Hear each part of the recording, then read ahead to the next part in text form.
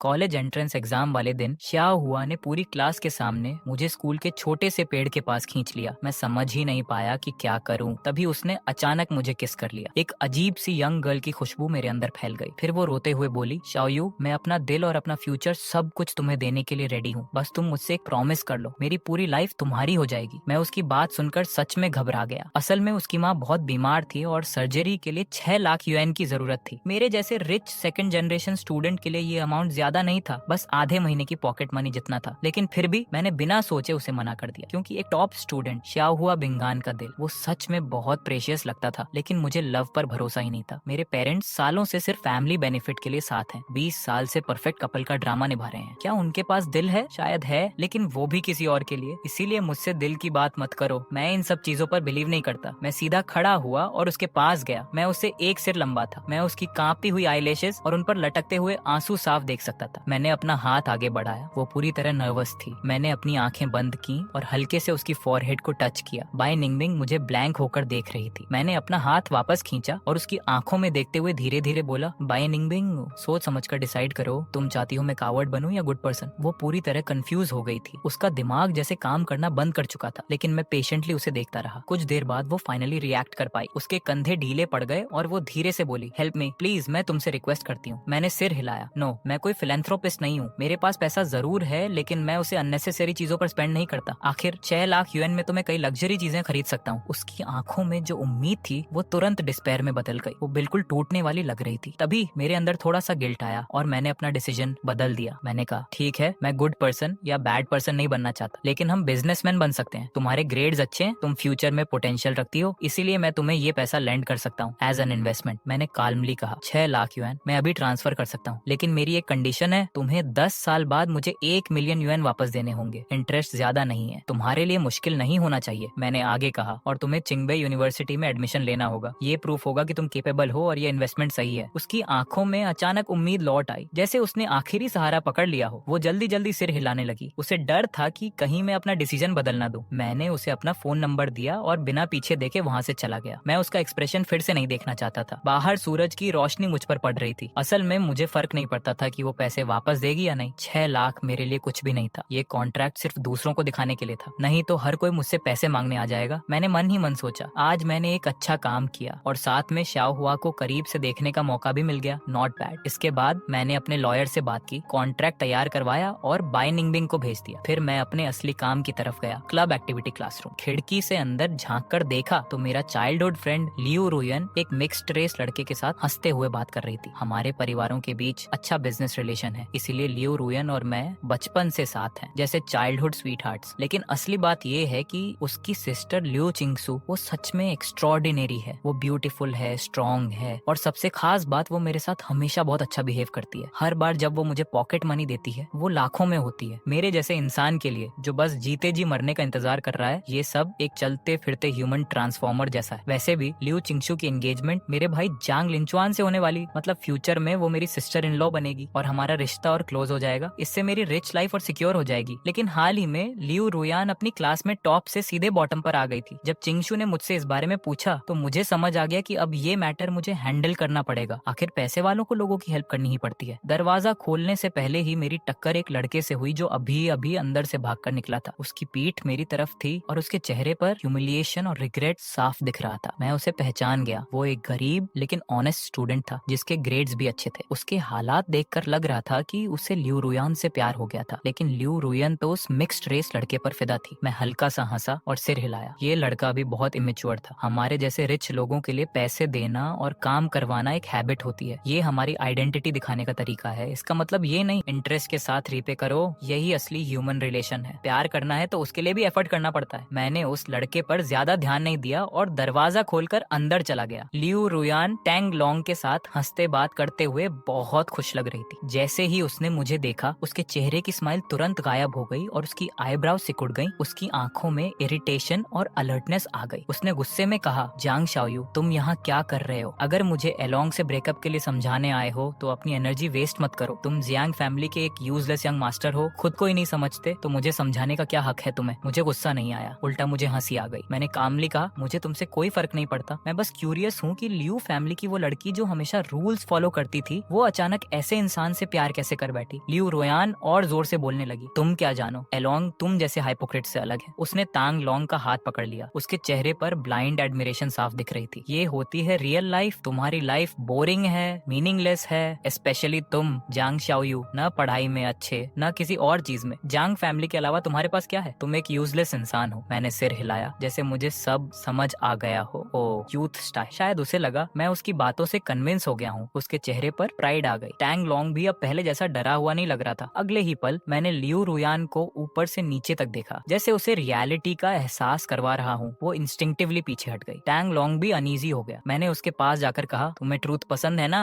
Freedom चाहिए ना, तो बताओ अभी कैसा फील कर रहे हो? क्या ये फ्रीडम है? उसके माथे पर पसीना आ गया, लेकिन वो कुछ बोल नहीं पाया। लियू रुयान मुझे रोकने आई, लेकिन मेरी आंखों को देखकर रुक गई। जो लड़की अभी तक बहुत बोल रही थी, अब एक शब्द भी नहीं बोल पा रही थी। मैं अचानक फियरलेस हो गया। मैंने लियू रुयान का हाथ पकड़ा, जो अभी भी कांप रही थी, और उसे सीधा सिटी के वेस्ट साइड वाले फेमस संजिया होटल के पीछे की गली में ले गया। मैंने उसे कार से बाहर खींचा। वहाँ गंदगी, यूरिन की बदबू और कचरे की स्मेल हवा में भरी हुई थी। लियू रुयन वहीं खड़ी खड़ी उल्टी करने लगी। मैंने गली में घूमती गंदी बिल्लियों और उस माहौल की तरफ इशारा करते हुए कहा, देखो ये है वो यूथ जिसे तुम पसंद करती हो। क्या ये रियल नहीं है? क्या ये फ्री नहीं है? अगर इतना पसंद है तो अभी यहीं छोड़ देता हूँ तुम्हें। उसका चेहरा एकदम सफेद पड़ गया। उसने मेरा हाथ कसकर पकड़ लिया और रोते हुए बोली, I am sorry Zhang Shaoyu, please घर चलते हैं, मैं गलती कर रही थी। उसी समय मेरी नजर कोने में एक फैमिलियर शैडो पर पड़ी। वो टैंग लोंग था। वो धीरे धीरे पीछे हटकर दूसरी तरफ से भाग गया। मैंने उसे रोकने की कोशिश भी नहीं की। ऐसे लोगों के लिए एफर्ट वेस्ट करना बेकार है। लियू रोयान ने भी उसे देख लिया। उसके चेहरे से आखिरी उम्मीद भी खत्म हो गई। वो रोई नहीं, बस पत्थर की तरह खड़ी रह गई, जैसे उसकी सारी इमोशंस खत्म हो चुकी हों। मैंने उसे वापस कार में बैठाया। पूरे रास्ते उसने एक शब्द भी नहीं बोला। जब हम लियू हाउस पहुंचे तो वो खुद ही दरवाजा खोलकर अंदर चली गई, अभी भी लॉस्ट सी। मैं कार से नहीं उतरा। मैंने ड्राइवर से कहा कि वापस घर चलो। उस रात मुझे एक मैसेज आया, लियू चिंगचू का था, शाओयू थैंक यू। मैंने बस एक कोल्ड रिप्लाई किया और बात खत्म। अगले 2 दिन लियू फैमिली में सब शांत रहा। किसी ने मुझे डिस्टर्ब नहीं किया। मुझे समझ आ गया कि ये सब लियू चिंगचू की वजह से है। शायद मैंने सही मूव खेला था। मेरी रिच लाइफ अब स्टेबल थी, लेकिन अगला दिन शॉक लेकर आया। टैंग लोंग मर गया एक सडन कार एक्सीडेंट में। मुझे अचानक महसूस हुआ कि मेरी future sister in law Liu Qingshu मेरी सोच से कहीं ज्यादा डेंजरस है। अब मुझे ये फैमिली थोड़ी स्कैरी लगने लगी थी। हर कोई एक परफेक्ट मास्क पहनकर ऑब्स्टेकल्स हटाता जा रहा था। मेरा मैनेजर जांग लिंचुआन ऐसा था, लियू चिंगशू भी वैसी ही थी, और मैं तो बस एक ऐसा इंसान था जो लाइफ में कुछ नहीं करना चाहता, बस एंजॉय करके एंड का इंतजार करना चाहता है। मेरे शरीर में सिहरन दौड़ गई। मैं बिस्तर पर बैठ गया और डिसाइड कर लिया, मुझे तुरंत यहाँ से निकलना होगा। मुझे इन डेंजरस लोगों से दूर रहना होगा। अगले ही सुबह बिना किसी को बताए मैं पैक्ड लगेज के साथ लिविंग रूम में खड़ा था। मेरी माँ आराम से चाय पी रही थी। उसने बस मुझे देखा और कैजुअली पूछा, कहाँ जा रहे हो? मैंने कहा, कहीं और रहने जा रहा हूँ। उसने और कुछ नहीं पूछा, बस अपनी फाइनेंशियल मैगजीन पढ़ती रही। मुझे ये भी नहीं पता था कि मेरा फादर कहाँ है। ये घर अंदर से बिल्कुल ठंडा और खाली था। मैं अपना सूटकेस लेकर उस लग्जरी विला से बाहर निकल गया। मेरे पास ऑलरेडी एक टॉप लेवल अपार्टमेंट था, बस उसे यूज करना बाकी था। वो अपार्टमेंट बड़ा था लेकिन पूरी तरह खाली, फ्रिज भी खाली था। मैंने कार उठाई और पास के सबसे बड़े सुपरमार्केट चला गया। अब मुझे इस नए घर को फूड, स्नैक्स और जंक फूड से भरना था। मैंने शॉपिंग कार्ट उठाया और आगे बढ़ गया। मैं शेल्फ्स के बीच से चल रहा था, बिल्कुल एक स्वीपर रोबोट की तरह, बिना किसी एक्सप्रेशन के बस सामान उठाकर कार्ट में डालता जा रहा था। तभी एक कॉर्नर पर पहुंचकर मैं अचानक रुक गया, क्योंकि स्नैक सेक्शन के कोने में मुझे एक लड़की चुपके से कुछ करते हुए दिखी। वो अपने स्लीव में ब्रेड छुपाने की कोशिश कर रही थी। वो सफेद स्कूल यूनिफॉर्म में, देखने में साफ सुथरी, लेकिन उसके हाथ साफ नहीं थे। मैंने कोई आवाज नहीं की, बस शेल्फ से टिककर खड़ा हो गया और उसे देखता रहा। वो काफी स्ट्रगल कर रही थी। उसका स्लीव छोटा था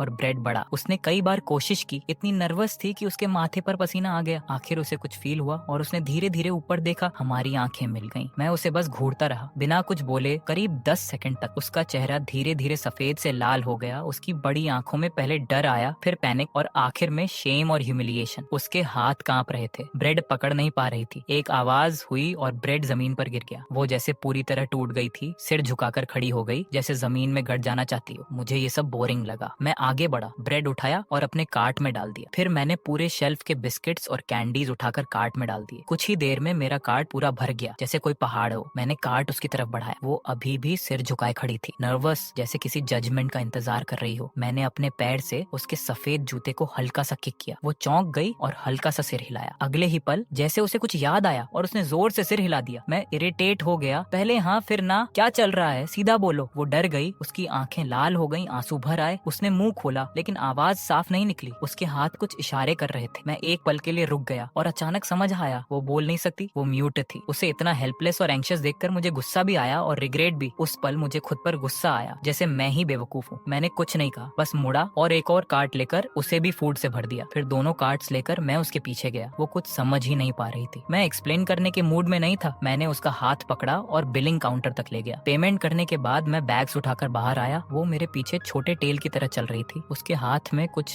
हल्के स्नैक्स के बैग्स थे। मैंने सब सामान अपनी स्पोर्ट्स कार में डाला और उसे बैठने को कहा। वो थोड़ी देर हेजिटेट हुई, फिर पैसेंजर सीट में बैठ गई। मैंने कैजुअली उससे उसके घर का एड्रेस पूछा। उसने मोबाइल पर टाइप करके दिखाया। मैंने काफी देर तक स्क्रीन पर सर्च किया, तब जाकर लोकेशन मिला। वो सिटी के एक पुराने एरिया में था जहाँ मैं कभी गया भी नहीं था। पूरे रास्ते कार में अजीब सी साइलेंस थी। वो सिर झुकाकर बैठी थी, अपने पैर कसकर पकड़े हुए। हम नैरो गलियों से होते हुए एक पुराने टूटते हुए बिल्डिंग के सामने रुके। मैंने कार बंद की और उसके साथ सामान नीचे उतारा। अंदर का कॉरिडोर अंधेरा, नॉइजी और बदबूदार था। हवा में नमी और अजीब स्मेल थी। वो मुझे तीसरी मंजिल पर ले गई। जैसे ही मैंने वुडन डोर खोला, एक तेज चाइनीज मेडिसिन की स्मेल आई। कमरा छोटा था, एक नजर में सब दिख रहा था। अंदर एक बूढ़ा आदमी लकड़ी के पुराने बेड पर लेटा था, आंखें बंद, सांसें बहुत कमजोर। लड़की ने सामान रखा और तुरंत उसके पास जाकर उसके पैरों की मसाज करने लगी। उसके चेहरे पर चिंता साफ दिख रही थी। तब मुझे सब समझ आया। उसके पास खुद खाने के पैसे नहीं थे, अपने फैमिली के इलाज के लिए भी नहीं, इसलिए उसने ब्रेड चुराया था। वो कुछ देर बाद मेरे पास आई, झुककर धन्यवाद किया और फिर एक पुरानी नोटबुक निकालकर मुझे दिखाई। उसमें लिखा था, थैंक यू, ये सब चीजों का पैसा मैं फ्यूचर में लौटा दूंगी। मैंने उसे पढ़कर हल्का सा हंसा। लौटाओगी? कैसे? फिर से चोरी करके? लेकिन मैंने कुछ नहीं कहा। मैंने बस अपना फोन निकाला और अपने असिस्टेंट को कॉल किया। वैंग, तुरंत सिटी सेंटर हॉस्पिटल में कांटेक्ट करो। 15 मिनट में वेस्ट साइड के टोंगजी बिल्डिंग पर एम्बुलेंस भेजो। एड्रेस मैं भेज रहा हूँ, पेमेंट मेरे अकाउंट से कर देना। 1 मिनट के अंदर ही लड़की पूरी तरह शॉक हो गई। वो मुझे देखती रह गई, रोना भी भूल गई। जो चीज उसके लिए पूरी जिंदगी का बोझ थी, वो मेरे लिए बस एक फोन कॉल थी। मैंने कहा, जल्दी सामान पैक करो, हॉस्पिटल जाना है। वो तुरंत हरकत में आ गई, लेकिन पैक करने को कुछ था ही नहीं। कुछ पुराने कपड़े, एक टूटा कप। एम्बुलेंस जल्दी आ गई। मेडिकल स्टाफ ने बूढ़े आदमी को स्ट्रेचर पर केयरफुली उठाया। उस पूरे समय वो लड़की मेरा हाथ पकड़े रही, जैसे डर हो कि मैं गायब न हो जाऊं। मुझे थोड़ा अजीब लगा, लेकिन मैंने उसे हटाया नहीं। हॉस्पिटल पहुंचते ही सब अरेंजमेंट्स हो गए। डॉक्टर्स की टीम तुरंत ट्रीटमेंट में लग गई। मैं बाहर खड़ा था। अंदर डॉक्टर्स और नर्सेस बिजी थे और वो लड़की बेड के पास खड़ी थी, डर और ग्रेटिट्यूड दोनों के साथ। टैंग लॉन्ग की मौत से जो हैवी फीलिंग मेरे अंदर थी, वो थोड़ी हल्की हो गई। सच में पैसा खर्च करके मूड इंप्रूव हो जाता है। तभी वो लड़की फिर मेरे पास आई। उसने वही नोटबुक मुझे दी। उसमें लिखा था, मैं आपका ये एहसान कैसे चुका सकती हूँ। मैं डोर के पास खड़ा उसे देख रहा था और कामली कहा, मैंने तुमसे रीपे करने को नहीं कहा। वो जल्दी जल्दी नोटबुक में कुछ लिखने लगी, जैसे उसके पास बहुत कुछ कहने को था। उसके लिखे हुए वर्ड्स थोड़े मेसी थे। नहीं, मैं आपका पैसा ऐसे फ्री में नहीं ले सकती। आप एक गुड पर्सन है। जैसे ही मैंने गुड पर्सन पढ़ा, मेरे होठों पर हल्की सी स्माइल आ गई। इस मोमेंट में शायद मुझे सच में एक अच्छा इंसान माना जा सकता था। सच कहूँ तो रिच होना भी एक एडवांटेज है। मैंने उसका पेन रोक दिया और कहा, पहली बात, मैं कोई गुड पर्सन नहीं हूँ, और दूसरी बात, मुझे सबसे ज्यादा प्रॉब्लम ट्रबल से होती है। तुम अभी मेरे साथ मुझे ट्रबल दे रही हो, समझी? वो मेरी उलझी हुई बातों से कंफ्यूज हो गई, बस ब्लैंक होकर मुझे देखने लगी, जैसे उसे समझ ही नहीं आ रहा कि रिप्लाई क्या करे। मैंने उसे देखा और हल्की सी साई ली, फिर उसके हाथ से नोटबुक और पेन लेकर खुद लिखने लगा। मान लो मैंने एक इंश्योरेंस लिया है, तुम अच्छे से पढ़ाई करो, फ्यूचर में किसी गुड यूनिवर्सिटी में जाओ, और अगर कभी ऐसा दिन आया कि मैं सड़क पर गिर जाऊं और भीख मांगनी पड़े, तो मुझे एक बोल राइस दे देना। मैंने नोटबुक वापस उसके हाथ में दे दी। वो काफी देर तक उन वर्ड्स को देखती रही, फिर उसने सिर उठाया। उसकी आंखें बिल्कुल साफ थीं, जैसे स्प्रिंग वाटर, और आखिरकार उसकी आंखों से आंसू गिर गए। वो जोर जोर से नहीं रो रही थी, बस साइलेंटली रो रही थी और नोटबुक में कुछ लिखती जा रही थी। मुझे थोड़ा ऑकवर्ड लगा। मैंने नजर हटा ली और कहा, ठीक है, रो मत, तुम्हारी ग्रैंडमदर को अभी तुम्हारी जरूरत है। तुम क्यों रो रही हो? फिर मैंने कैजुअली पूछा, तुम किस स्कूल में पढ़ती हो? मैं वांग से कह दूंगा कि तुम्हारी फीस पे कर दे और हर महीने 5,000 लिविंग एक्सपेंसेस भी देगा, जब तक तुम ग्रेजुएट होकर जॉब नहीं पा लेती। और ये मत कहना कि तुम्हें नहीं चाहिए, इसे भी इंश्योरेंस ही समझो। इतना कहकर मैं उस इमोशनल सीन से दूर हो गया, डॉक्टर से कुछ बातें की और वहाँ से निकल गया। जब मैं कार चलाते हुए रोड पर था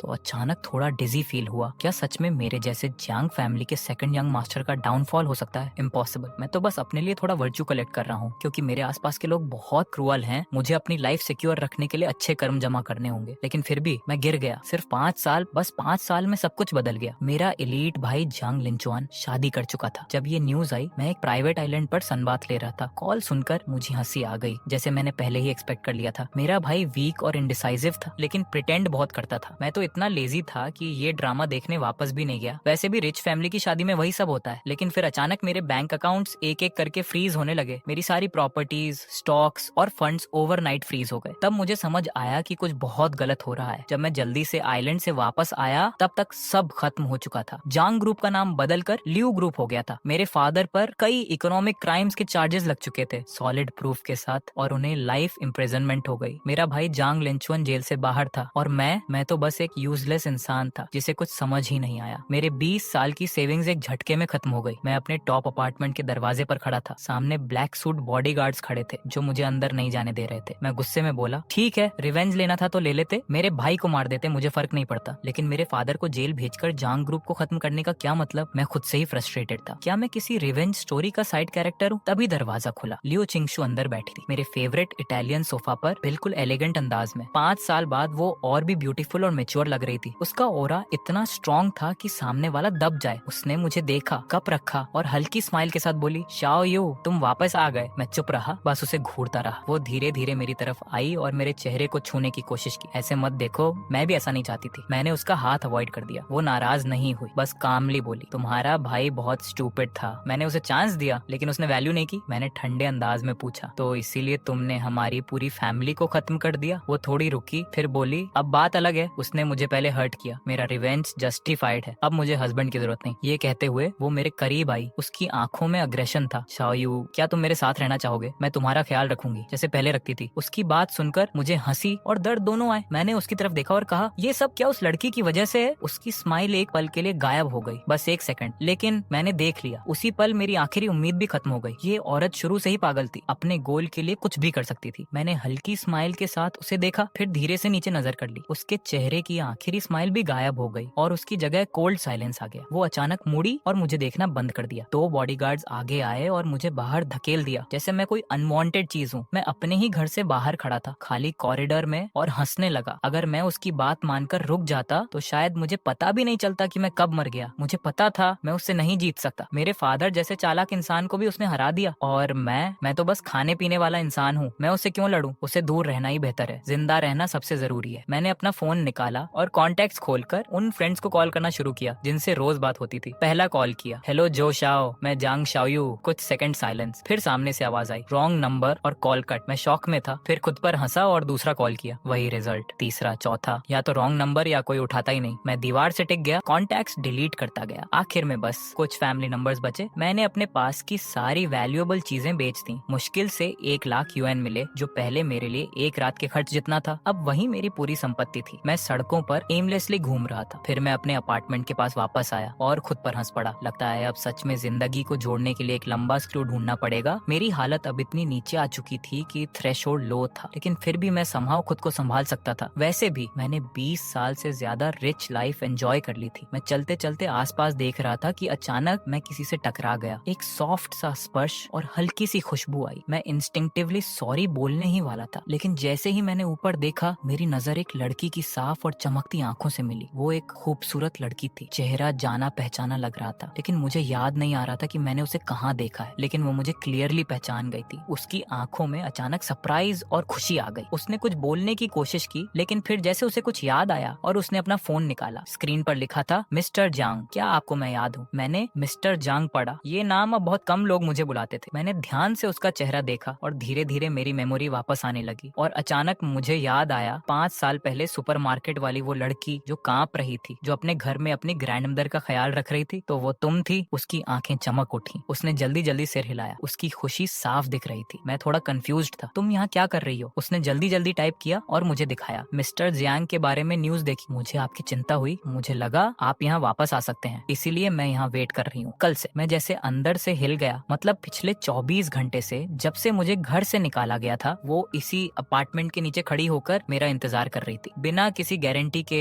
एक अजीब सी फीलिंग आई जब मेरे अपने फ्रेंड्स मुझे छोड़कर जा रहे थे। तब एक लड़की जिसे मैं लगभग भूल चुका था, वो मेरे लिए खड़ी थी। मैं बहुत कुछ कहना चाहता था, लेकिन वो मेरी हालत समझ गई। उसने फिर फोन पर लिखा, क्या आपके पास रहने की जगह नहीं है? मैं चुप रहा, जो कि एक तरह से हाँ था। फिर उसने ऐसा कुछ किया जिसकी मुझे बिल्कुल उम्मीद नहीं थी। उसने धीरे से मेरी स्लीव पकड़ी। उसकी पकड़ बहुत हल्की थी। मैं चाहूँ तो आसानी से छुड़ा सकता था, लेकिन उस पकड़ में एक अजीब सी ताकत थी, जैसे कोई इनविजिबल चेन हो जिसने मुझे रोक लिया। वो मुझे खींचते हुए एक कॉर्नर की तरफ ले गई और मैं बिना रजिस्ट किए उसके साथ चल दिया। हम एक छोटे से बेकरी के सामने रुके, जिसका नाम था वेगवांग बेकरी। दुकान बंद थी, लेकिन अंदर लाइट जल रही थी। उसने चाबी से दरवाजा खोला और मुझे अंदर आने को कहा। दुकान छोटी थी, लेकिन साफ सुथरी। हवा में क्रीम और वीट की खुशबू थी। वो काउंटर के पीछे गई और एक केयरफुली रखा हुआ फाइल निकाला। उसमें से एक पुराना, थोड़ा पीला पड़ बड़ा पेपर निकाला और मेरे सामने रख दी। मैंने देखा वो वही इंश्योरेंस वाला नोट था जो मैंने सालों पहले लिखा था, अगर मैं कभी सड़क पर भूखा रह जाऊं तो मुझे एक बोल राइस देना। उसने उस नोट की तरफ इशारा किया, फिर मेरी तरफ, फिर खुद की तरफ और दुकान की तरफ। उसकी आंखों में ऐसा लग रहा था जैसे वो कोई सीक्रेट प्रॉमिस फुलफिल कर रही हो। फिर वो ओवन के पास गई और एक फ्रेश ब्रेड क्रॉसन जैसा निकाल कर मुझे दिया। उसमें कोई पिटी नहीं थी, बस एक नेचुरल रिस्पॉन्सिबिलिटी थी। मैंने ब्रेड का एक बाइट लिया। टेस्ट भले ही लग्जरी बेकरी जैसा नहीं था, लेकिन दिल को एक अजीब सी शांति मिली। मैंने कैजुअली पूछा, यहाँ काम करने के लिए लोग चाहिए? वो एक पल के लिए शॉक हुई, फिर उसके चेहरे पर ब्राइट स्माइल आ गई और उसने जोर से सिर हिलाया। उस दिन मेरी भटकती हुई जिंदगी खत्म हो गई और मेरी बाकी की लाइफ इस छोटी सी बेकरी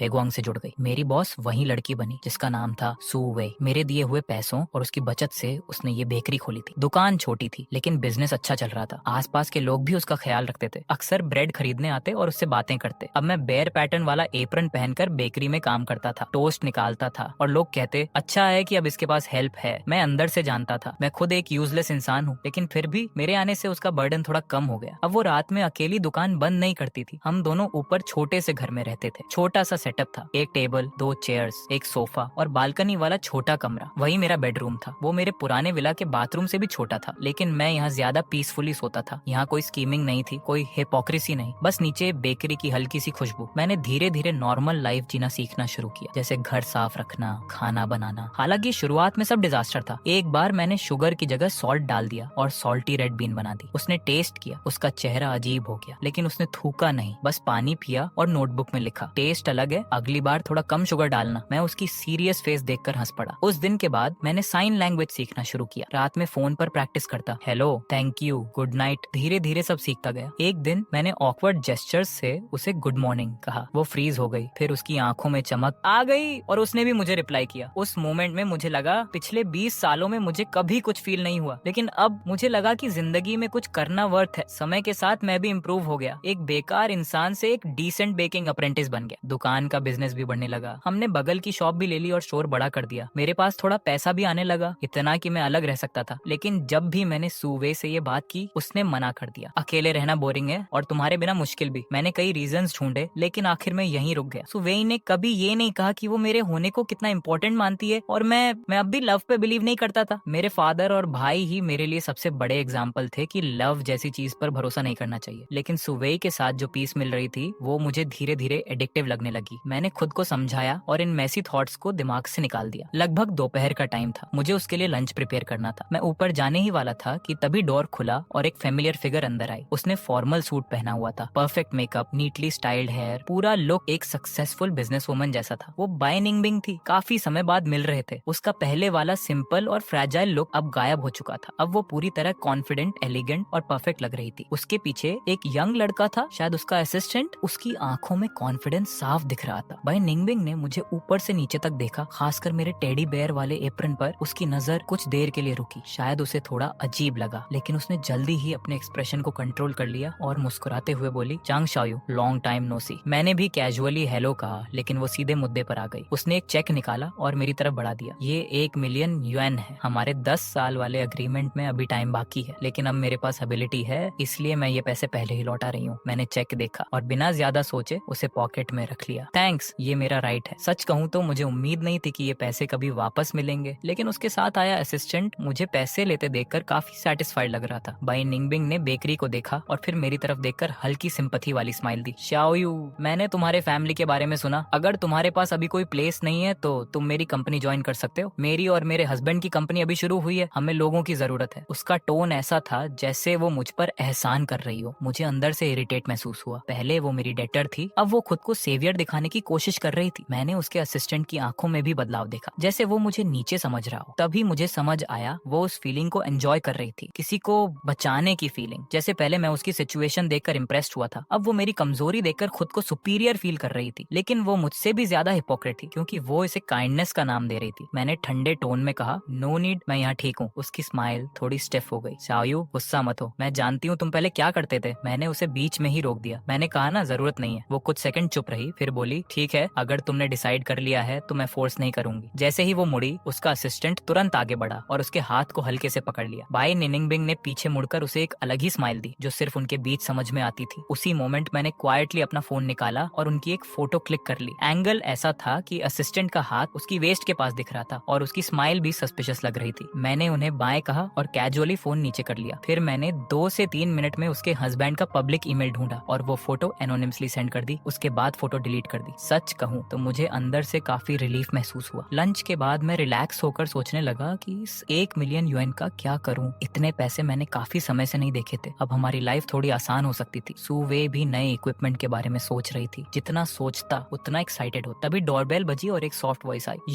मैं मुड़ा और देखा लियो रुयान खड़ी थी। आज तो जैसे पुराने लोग लाइन लगाकर आ रहे थे। अगर मुझे सही याद है उसका हस्बैंड चेन वांग 2 साल पहले मर चुका था। मैं काउंटर के सहारे खड़ा रहा बिना एक्सप्रेशन के। उसने होंठ काटे, उसकी आंखें नम थीं। उसका इनोसेंट लुक देखकर एक पल के लिए गिल्ट फील हुआ। वो धीमे से बोली, मैं तुमसे मिलना चाहती थी। मैं हल्का सा हंसा। मिस लियो क्या काम है? वो तुरंत इमोशनल हो गई। मुझे पता है मैंने पहले बहुत मिस्टेक्स की। मैं हमेशा पैशनेट लव के पीछे भागती रही, लेकिन अब समझ आया कि मुझे एक स्टेबल फैमिली चाहिए। उसकी आवाज में सिंसियरिटी थी, उसकी आंखों में अफेक्शन। वो सीधा मेरी तरफ देख रही थी। जियांग शाओयू, चलो फिर से शुरू करते हैं। मुझे पता है तुम क्या फेस कर रहे हो। मेरी सिस्टर ने गलत किया, लेकिन मैं तुम्हें सपोर्ट कर सकती हूँ। मैंने उसे ध्यान से देखा। वही पुरानी कहानी। मैं हल्का सा मुस्कुराया। फिर से शुरू। हमने कब स्टार्ट किया था? मेरे दिमाग में पुराने सीन्स घूमने लगे। उसका चेन वांग के साथ था, ग्रैंड वेडिंग, उसका रोना, उसे अपनी लाइफ का लाइट बताना, और मैं नीचे खड़ा बस ये सोच रहा था कि ये सब ज्यादा दिन नहीं चलेगा। और सच में 2 साल के अंदर ही वो उस मैरिज से बोर्ड हो गई। पैशन खत्म हुआ और रियलिटी सामने आई। फिर एक नया आदमी उसकी लाइफ में आ गया। चेन वांग ने फाइट करने की कोशिश की, लेकिन फिर अचानक उसकी मौत हो गई। क्या ये सब कोइंसिडेंस था? शायद नहीं। इसके पीछे लियो चिंगशू का हाथ होना पॉसिबल था। मैं वापस प्रेजेंट में आया और लियो रुयान को देखा, जो अभी भी मेरे सामने एक्टिंग कर रही थी। मैंने धीरे से कहा, लियो रुयान, क्या तुम्हें लगता है कि सारे मर्द बेवकूफ होते हैं? उसका चेहरा उतर गया। मैंने काल्मली कहा, तुम्हारे हस्बैंड का फ्यूनरल बहुत ग्रैंड था। मैंने न्यूज देखी थी, तुम बहुत रो रही थी। सच में सैड सीन था, लेकिन अफसोस, उस रात मैंने होटल के बाहर एक आदमी को देखा था जो बिल्कुल तुम्हारी तरह दिख रहा था। मैंने हल्के से कहा, अच्छा होता अगर वो हैंडसम गाय एलिवेटर में थोड़ा लेट चढ़ता। ये सुनते ही लियो रुयान का चेहरा एकदम सफेद पड़ गया। मैंने कैजुअली जोड़ दिया, और हाँ, वो हैंडसम गाय कुछ ही समय बाद बिल्डिंग से गिरकर मर गया था। याद है? वो पूरी तरह हिल गई। मैं एक कदम आगे बढ़ा और उसकी कांपती आंखों में देखते हुए बोला, लियो रुयान, तुम थक नहीं जाती? रोज मास्क पहनकर एक्टिंग करती हो, तुम्हें खुद से घिन नहीं आती? वो पीछे हटती गई और आखिर में डोर फ्रेम से टकरा गई। उसका शरीर पतझड़ के पत्ते की तरह कांप रहा था। वो हकलाते हुए बोली, तुम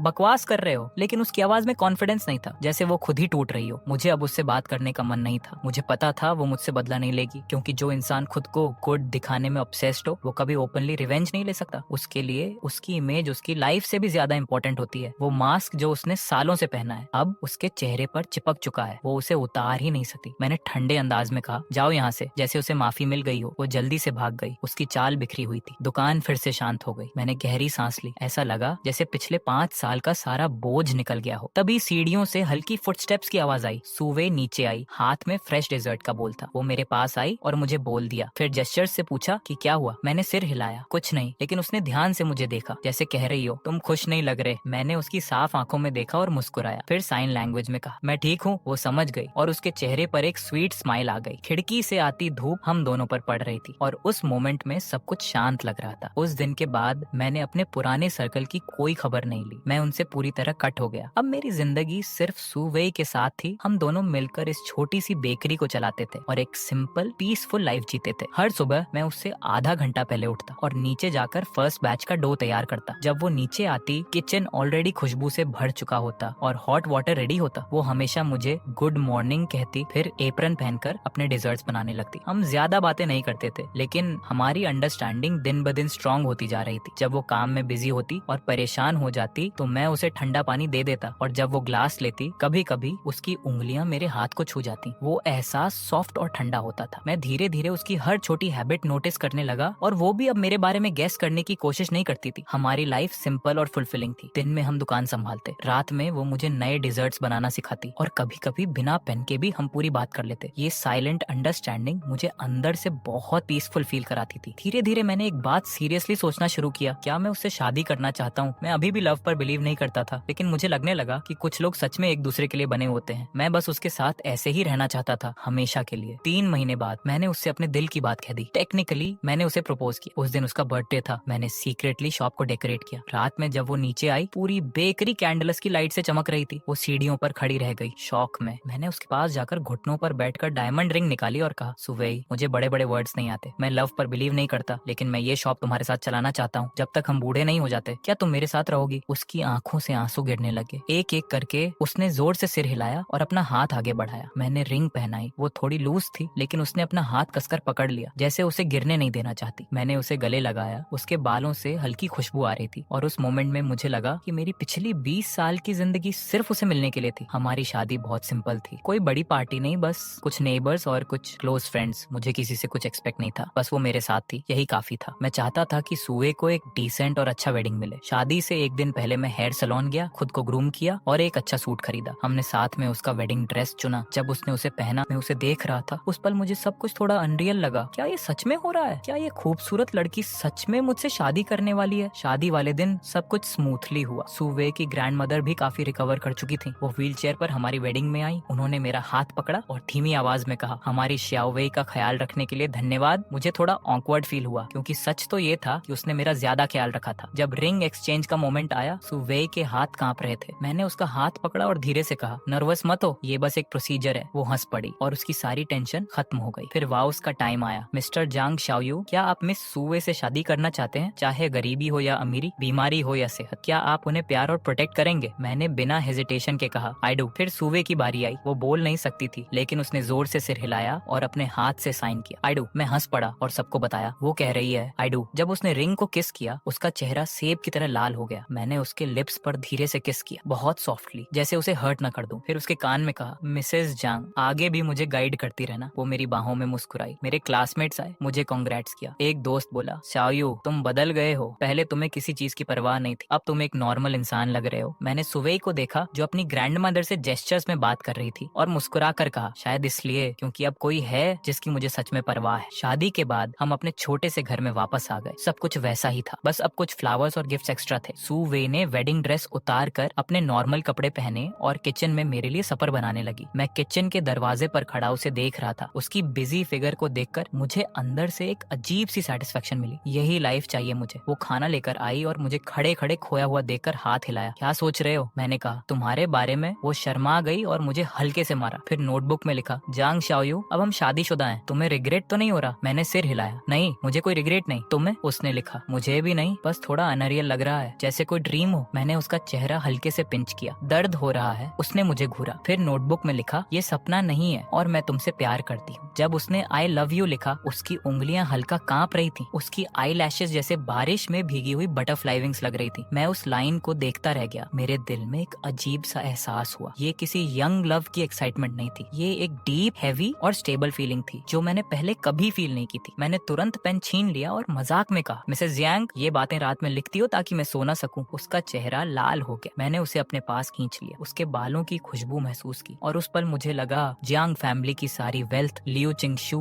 बाई निनिंगबिंग, सब कुछ मिलकर भी इस फीलिंग के सामने कुछ नहीं है। हमारी शादी के बाद की लाइफ बिल्कुल ओवन में पकती ब्रेड जैसी थी, वार्म और कंफर्टिंग। हम सुबह 4 बजे उठते, 6 बजे तक पहली बैच तैयार होती, पूरी शॉप खुशबू से भर जाती। सुवे मुझे केक डेकोरेटिंग सिखाती। मैं क्लमजी था, हाथों पर क्रीम लगा लेता, लेकिन वो कभी गुस्सा नहीं होती, बस मुस्कुराती रहती। एक रात जब शॉप बंद होने वाली थी, कुछ ड्रंक लोग आए, ग्लास डोर पर जोर जोर से नॉक करने लगे। उनका लीडर था छंगे, वो प्रोटेक्शन मनी लेने आया था। मैंने ब्रूम उठाकर उसे बाहर धक्का दे दिया। वो गुस्से में प्लांट को लात मारने लगा और चिल्लाया, ओए, उस म्यूट लड़की को बाहर भेजो। सुवे अंदर अकाउंट्स देख रही थी। मैंने उसे पीछे किया और खुद आगे आ गया। वो हंसते हुए बोला, मिस्टर जियांग, तुम खुद को बहुत बड़ा आदमी समझते हो। सुना है तुमने एक गूंगी लड़की से शादी की है? उसके साथ वाले लोग भी हंसने लगे। उनकी नजरें सुवेई पर थी। मैंने गुस्से में कहा, दफा हो जाओ यहाँ से, लेकिन वो एक कदम और आगे बढ़ा। शराब की बदबू मेरे चेहरे पर आ रही थी। तभी सुवे पीछे से आई। उसके हाथ में फ्रेश कुकीज का बॉक्स था। वो उन्हें ऑफर करने लगी, जैसे सिचुएशन को शांत करना चाहती हो। उस मोमेंट में मेरा दिल चुप गया। वो अभी भी सोचती थी कि काइंडनेस से सब ठीक हो जाएगा, लेकिन वो लोग अलग थे। चांगे ने कुकीज का बॉक्स फेंक दिया और सुवे का हाथ पकड़ने की कोशिश की। बस उसी पल मैं एक्सप्लोड हो गया। मैंने उसे जोर से धक्का दिया। फाइट शुरू हो गई। मुझे याद नहीं कितने पंचेस पड़े, बस इतना याद है कि मैं सुवे को काउंटर के कोने में प्रोटेक्ट कर रहा था। कुछ देर बाद अलार्म की आवाज आई और वो लोग भाग गए। सुवे कांप रही थी। उसने मेरे मुंह से खून साफ, उसकी आंखों से आंसू गिर रहे थे, लेकिन आवाज नहीं थी। मैंने हंसकर कहा, क्यों रो रही हो? तुम्हारा आदमी अभी जिंदा है। लेकिन वो और जोर से रोने लगी, जैसे कोई छोटा बच्चा हो। उस रात वो मेरे हाथ पर सिर रखकर सोई। मैं थोड़ा सा भी हिलता तो वो जाग जाती। उसकी आंखों में डर साफ दिख रहा था और मुझे पहली बार महसूस हुआ कि अब मेरे पास कुछ ऐसा है जिसे मैं किसी भी कीमत पर खो नहीं सकता। अगर आज मैं उसे प्रोटेक्ट नहीं करता तो क्या होता? अगले ही दिन मैं सेकंड हैंड हैंड मार्केट गया और एक मजबूत स्टील रॉड खरीद लाया। उसे शॉप के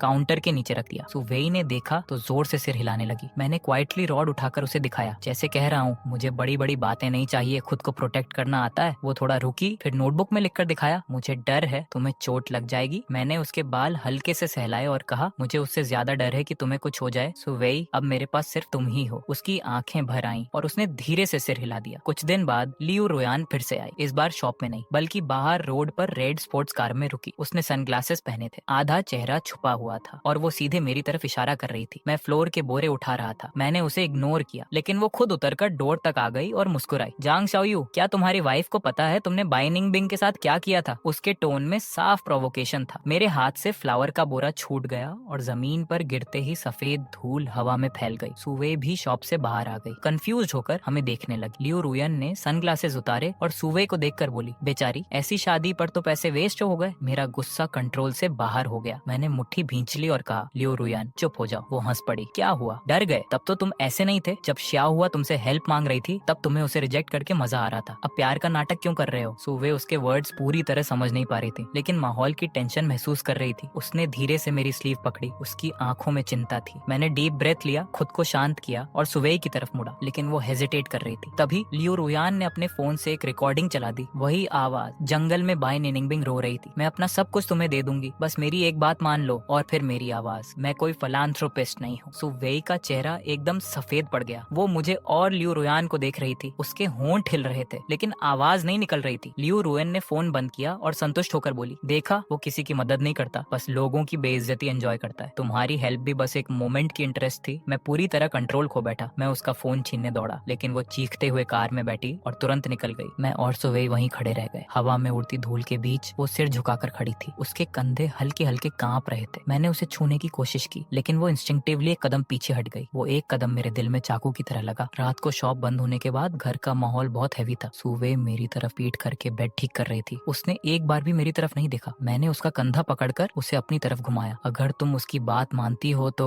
वो होंठ काटते हुए रोने लगी। नोटबुक में लिखा, क्या वो सच है? मैंने कहा, हाँ, लेकिन पूरा सच नहीं। फिर मैंने उसे पूरा इंसिडेंट बताया, कैसे मैंने बाय निंगबिंग को रिजेक्ट किया, कैसे कॉन्ट्रैक्ट बनाया, सब कुछ। सुवे, मैं मानता हूँ मैं परफेक्ट इंसान नहीं हूँ, लेकिन मैंने कभी तुम्हें छोड़ने के बारे में नहीं सोचा। वो लंबे समय तक चुप रही। मुझे लगा शायद अब वो मुझसे बात ही नहीं करेगी, लेकिन फिर उसने धीरे धीरे साइन किया। मुझे डर लगता है। किस बात का? मुझे डर है एक दिन तुम्हें मैं बोरिंग लगने लगूंगी और तुम मुझे छोड़ दोगे। उसकी उंगलियां कांप रही थी। मेरे पास कुछ नहीं है, सिर्फ तुम हो। मैंने उसे कसकर गले लगा लिया। पागल हो तुम, मेरे पास भी सिर्फ तुम ही हो। उस रात हम दोनों साथ सो, जैसे दो घायल जानवर एक दूसरे के घाव भर रहे हों। लेकिन लियू रुयान के वर्ड्स कांटे की तरह सुवे के दिल में रह गए। वो सेंसिटिव हो गई। अगर मैं 10 मिनट लेट आता तो वो चुप बैठी रहती। अगर कोई फीमेल कस्टमर मुझसे बात करती तो वो क्वाइटली दूर चली जाती। मैंने नोटिस किया, लेकिन समझ नहीं पा रहा था कैसे ठीक करूं। एक रात मेरी नींद खुली, बेड खाली था। मैं बालकनी में गया। सुवे कोने में बैठी चांदनी में साइलेंटली रो रही थी। मैं उसके पास गया, पीछे से उसे गले लगाया। वो तुरंत मेरी बाहों में डीली पड़ गई। सुवे,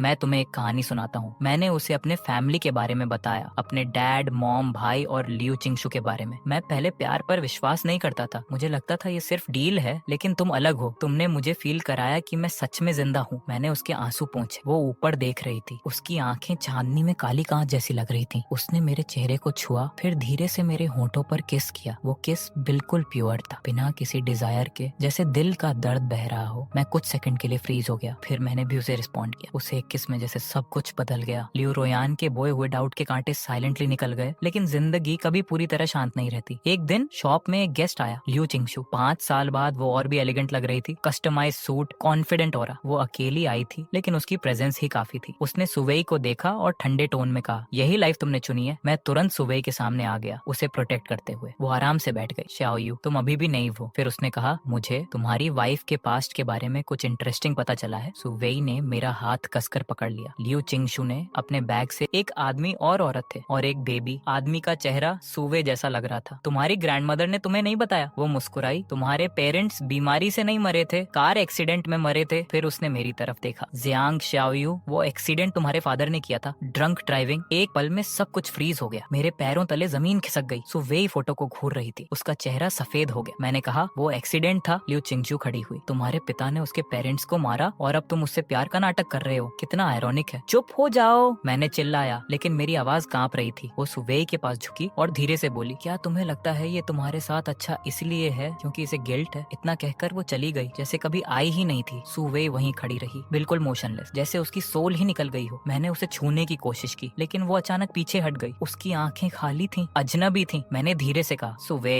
मेरी बात सुनो, मुझे सच में नहीं पता था। सुवे ने मुझे जोर से धक्का दिया और सीधे ऊपर भाग गई। कमरे का दरवाजा अंदर से लॉक कर लिया। मैंने दरवाजा नॉक किया, बार बार आवाज दी लेकिन अंदर से कोई जवाब नहीं आया। दरवाजे के नीचे से एक छोटा सा कागज बाहर निकला, उस पर सिर्फ कुछ शब्द लिखे थे, मुझे थोड़ा अकेला रहने दो। उस रात मैं दरवाजे के बाहर बैठा रहा, पूरी रात सुबह तक। घर के अंदर पूरी तरह सन्नाटा था लेकिन मुझे पता था वो सोई नहीं है। अगले दिन सुवे नीचे शॉप खोलने नहीं आई। मैंने उसके लिए पॉरेज बनाया और ऊपर ले गया लेकिन दरवाजा अभी भी बंद था। तीसरे दिन, चौथे दिन वही हाल। उसने खुद को कमरे में बंद कर लिया, ना कुछ खाया ना पिया। लियू चिंगसू ने जो जहर छोड़ा था उसने हमारी छोटी सी दुनिया को ऑलमोस्ट तोड़ दिया था। सुवे खुद को एटिक में बंद कर चुकी थी और मैं नीचे एक पागल इंसान की तरह घूम रहा था, जैसे कोई घायल जानवर हो। शॉप में हर जगह फ्लावर बिखरा हुआ था, कुछ दिन पहले बने बिस्किट ट्रे पर पड़े पड़े खराब हो चुके थे। हवा में एक अजीब सी खट्टी और भारी स्मेल फैल गई थी, जैसे सब कुछ धीरे धीरे सड़ रहा हो। कई बार मेरा मन हुआ कि दरवाजा तोड़ दूं, जोर से धक्का मारकर अंदर चला जाऊं, लेकिन हर बार दरवाजे के नीचे रखे उस कागज को देखकर रुक जाता। मुझे अकेला रहने दो,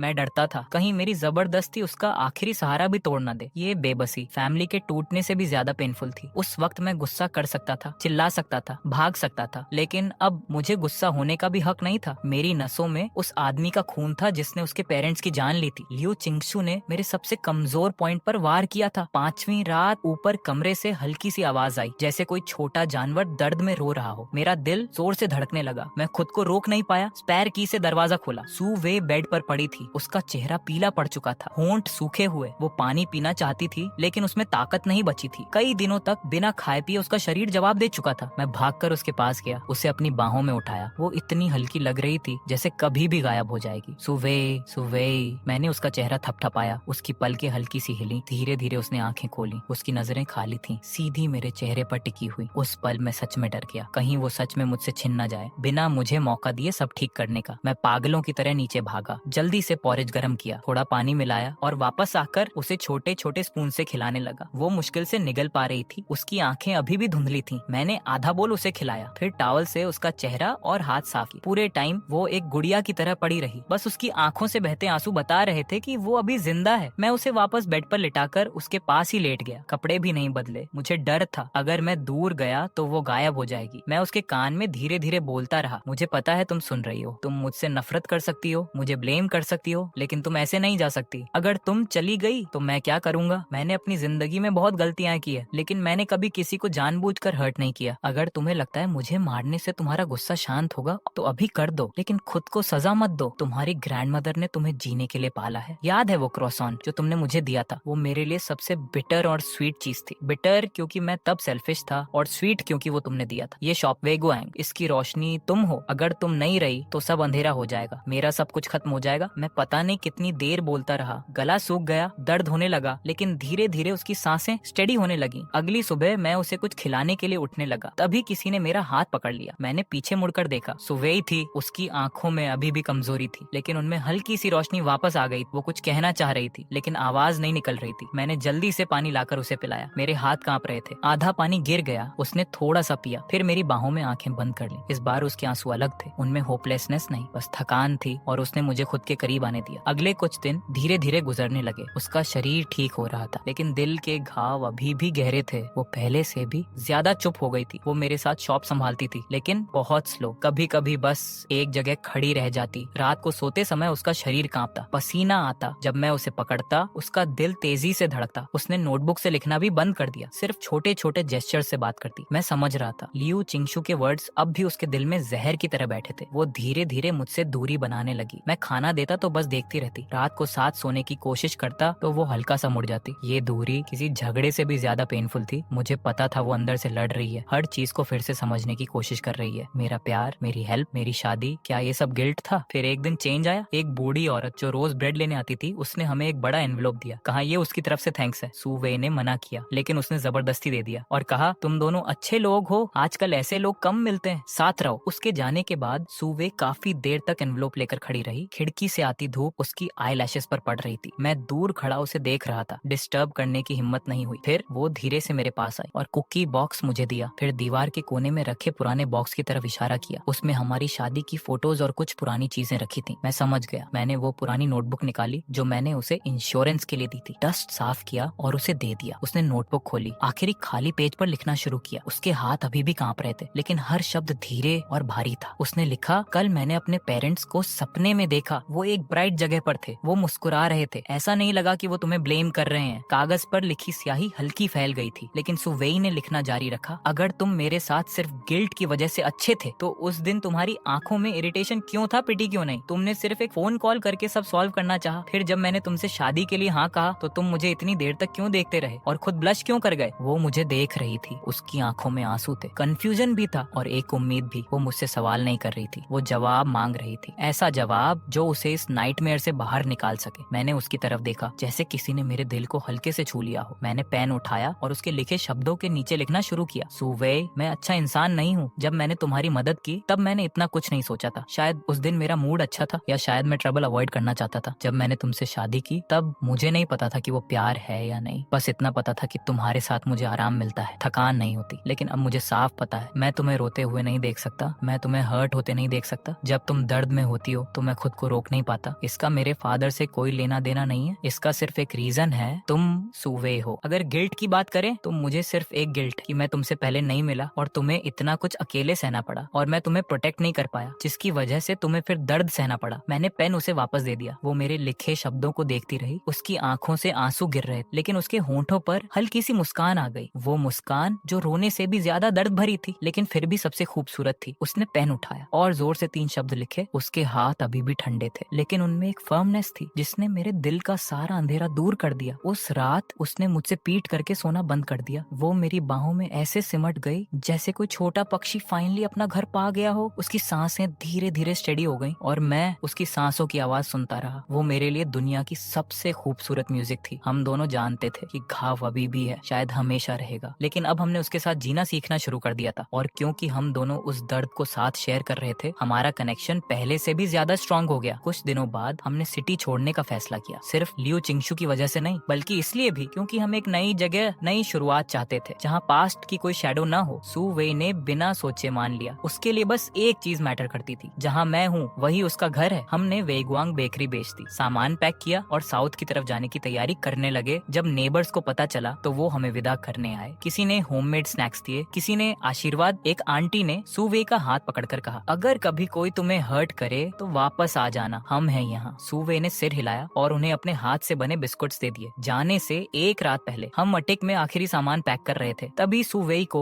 एक पुराना आयरन बॉक्स मिला। उसमें उसकी ग्रैंडमदर की चीजें थी, कुछ पुरानी फोटोज और वो इंश्योरेंस पेपर जो मैंने सालों पहले लिखा था। कागज पीला पड़ चुका था, लेकिन वर्ड साफ थे। अगर कभी मैं सड़क पर आ जाऊं तो मुझे एक कटोरी खाना देना। वो उसे देखकर मुस्कुराई और फिर रोने लगी। उसने पेन उठाया और पीछे कुछ लिखा, इस जिंदगी में मेरी हर कटोरी का आधा हिस्सा हमेशा तुम्हारा रहेगा। मेरी आंखें भर आईं। मैंने उसे कसकर गले लगा लिया। ठीक है, ये डील पक्की। जब ट्रेन चली तो वो सिटी जिसमें हमारे दर्द और यादें थी धीरे धीरे पीछे छूटने लगी। सुवेई मेरे कंधे पर सिर रखकर सो गई। उसका हाथ अभी मुझे कसकर पकड़े हुए था। सूरज की रोशनी खिड़की से आकर उसके चेहरे पर पड़ रही थी। वो शांत थी, सुकून में। मैंने झुककर उसके बालों को किस किया और आंखें बंद कर ली। मुझे नहीं पता फ्यूचर में क्या होगा, लेकिन इतना पता है वो मेरे साथ है तो जहाँ भी जाएंगे वही हमारा घर होगा। आखिरकार हम समुद्र के किनारे एक छोटे से टाउन में बस गए। हमने अपनी बची हुई सेविंग्स से एक छोटी डेजर्ट शॉप खोली। उसका नाम रखा हाफ बाउल टाइम। सुबह बेकिंग संभालती थी और मैं कस्टमर्स को हैंडल करता था। हमारी जिंदगी धीरे धीरे शांत हो गई। वो भी अपने दर्द से बाहर आने लगी। उसके चेहरे पर फिर से मुस्कान लौट आई। कभी कभी रात को उसे नाइटमेयर आता, लेकिन अब मैं हमेशा उसके साथ होता, उसे पकड़कर शांत करता जब तक वो फिर से सो न जाए। 1 साल बाद एक शाम हम बीच पर हाथ पकड़कर चल रहे थे। सूरज डूब रहा था, हवा हल्की थी। तभी सुवेई अचानक रुक गई। उसने जमीन की तरफ इशारा किया। मैंने उठाया। वो एक छोटा सा ग्लास का टुकड़ा था जिसे समुद्र की लहरों ने स्मूथ बना दिया था। सनसेट की रोशनी में वो चमक रहा था। उसने उसे लिया, कुछ देर सूरज की तरफ देखा, फिर मेरे हाथ में रख दिया और मेरी गर्दन पकड़कर करीब आ गई। उसकी आंखों में चमक थी। उसने जोर से सिर हिलाया। एक गर्म दोपहर, शॉप में कोई कस्टमर नहीं था। सुवेई अगले दिन के केक की प्रिपरेशन कर रही थी और मैं काउंटर के पीछे बैठकर अकाउंट्स देख रहा था। तभी मुझे हल्की सी आहट सुनाई दी। मैंने ऊपर देखा। सुवेई खिड़की के पास खड़ी थी, बाहर देख रही थी। बाहर एक फादर अपनी छोटी बेटी को गोद में उठाए चल रहा था। उस बच्ची की हंसी ग्लास के पार भी सुनाई दे रही थी। मैं धीरे से उसके पास गया। वो अब भी बाहर देख रही थी। उसकी नजर उस फादर डॉटर की जोड़ी पर टिकी थी। जब तक वो गली में गायब नहीं हो गए तब तक दोपहर की हल्की रोशनी में उसका साइड फेस थोड़ा पैल लग रहा था और उसकी आंखों में ऐसे मिक्स इमोशंस थे जिन्हें मैं सही से समझ नहीं पा रहा था। मैंने धीरे से उसकी आर्म को टच किया तो वो मेरी तरफ मुड़ी और हल्की सी स्माइल दी, फिर सिर हिलाकर इशारा किया कि वो ठीक है और दोबारा बैटर को तेजी से स्टर करने लगी, जैसे वो अपने अंदर की किसी फीलिंग को दबाना चाहती हो। मुझे समझ आ गया कि वो अपने पेरेंट्स के बारे में सोच रही है, वो चाइल्डहुड जो पेरेंट्स के साथ खुशियों और लाफ्टर से भरा होना चाहिए था, वो उसकी लाइफ का ऐसा रिग्रेट है जिसे वो कभी पूरा नहीं कर सकती। लिू जिंगशु की बात एक कांटे की तरह उसके दिल में चुभी हुई थी, जो सनी डेज में भी उसे अचानक हर्ट कर देती थी। उस रात शॉप बंद करने के बाद हम दरवाजे के पीछे छोटे से स्टेप्स पर बैठकर सी ब्रीज एंजॉय कर रहे थे। लहरें धीरे धीरे किनारे से टकरा रही थी और दूर कहीं हल्की सी रोशनी चमक रही थी। सुवे मेरे शोल्डर पर सिर टिकाए चुप थी और मैंने उसका हाथ पकड़ा हुआ था जो थोड़ा ठंडा लग रहा था। मैंने साइलेंस तोड़ते हुए कहा कि क्या हम उनके पास चले। वो थोड़ा स्टिफ हो गई और कंफ्यूजन में मेरी तरफ देखने लगी। मैंने कहा कि चलो तुम्हारे पेरेंट्स से मिलते हैं, मुझे सेमेट्री का पता है जो लिू चिंगसू ने छोड़ा था, हम उनसे बात करेंगे, उन्हें बताएंगे कि तुम अब ठीक हो और मेरी तरफ से सॉरी भी कहेंगे। ये आखिरी वर्ड्स बोलना मेरे लिए बहुत मुश्किल था, लेकिन मुझे लगा ये जरूरी है। सुबह कुछ देर तक चुप रही, उसकी आंखों में आंसू भर गए लेकिन उसने उन्हें गिरने नहीं दिया। उसके अंदर स्ट्रगल और फियर था, लेकिन आखिर में उसने डिसीजन लिया और धीरे से सिर हिला दिया। एक सनी मॉर्निंग हमने शॉप बंद की, व्हाइट और ग्रीन क्राइसेंथेमम्स का बुके लिया और सिटी के बाहर सेमेट्री पहुंचे। वहाँ बहुत शांति थी, जैसे एक क्वाइट स्लीपिंग प्लेस हो। इन्फॉर्मेशन के हिसाब से हमने उनके पेरेंट्स की ग्रेव ढूंढी जो बहुत सिंपल थी और उनकी फोटो थोड़ी ब्लर हो चुकी थी। सुवे आगे बढ़ी, घुटनों के बल बैठकर फूल रखे और अपनी उंगलियों से टूम्बस्टोन पर जमी धूल और पत्तों को साफ करने लगी। उसका टच बहुत जेंटल था, जैसे कोई ड्रीम हो। वो रो नहीं रही थी, बस चुपचाप साफ कर रही थी। सनलाइट उसके फोकस्ड फेस पर पड़ रही थी और उसमें एक सेक्रेट सा काम था। मैं उसके पीछे खड़ा था। काफी देर बाद वो उठी और मेरी तरफ इशारा किया। मैं उसके पास जाकर उसके साथ खड़ा हो गया। हवा हमारे बालों और कपड़ों को हिला रही थी। सुवे ने टॉम्बस्टोन की तरफ देखा और फिर मेरी तरफ और साइन लैंग्वेज में धीरे धीरे बोलना शुरू किया। हर जेस्चर में उसकी फीलिंग साफ दिख रही थी। पापा, मम्मी, ये जांग शाओयू है, मेरे हस्बैंड। उसने थोड़ी देर रुककर फिर कहा कि ये मेरा बहुत ध्यान रखते हैं। हमारा अपना शॉप है जिसका नाम मिडनाइट टाइम है। लाइफ पीसफुल है और मैं बहुत खुश हूँ। उसने पास्ट की बात को एक्सेप्ट करते हुए कहा कि वो एक टेरिबल एक्सीडेंट था और उसे पता है कि ये शाओयू की गलती नहीं थी, वो अपने फादर से अलग है। उसने मेरी तरफ देखा, उसकी आंखों से आंसू गिर रहे थे लेकिन उसके होंठों पर स्माइल थी। उसने टॉम्बस्टोन की तरफ देखकर कहा कि प्लीज उसे ब्लेम मत करो और मेरी चिंता मत करो, मैं सच में खुश हूँ। उसे अपने पेरेंट्स से मुझे इंट्रोड्यूस करते देख मेरा गला भर आया, आंखें नम हो गईं। मैंने उसका हाथ कसकर पकड़ा और टूम्बस्टोन के सामने झुककर कहा, अंकल आंटी, मैं जांग शाओयू हूँ। सॉरी और थैंक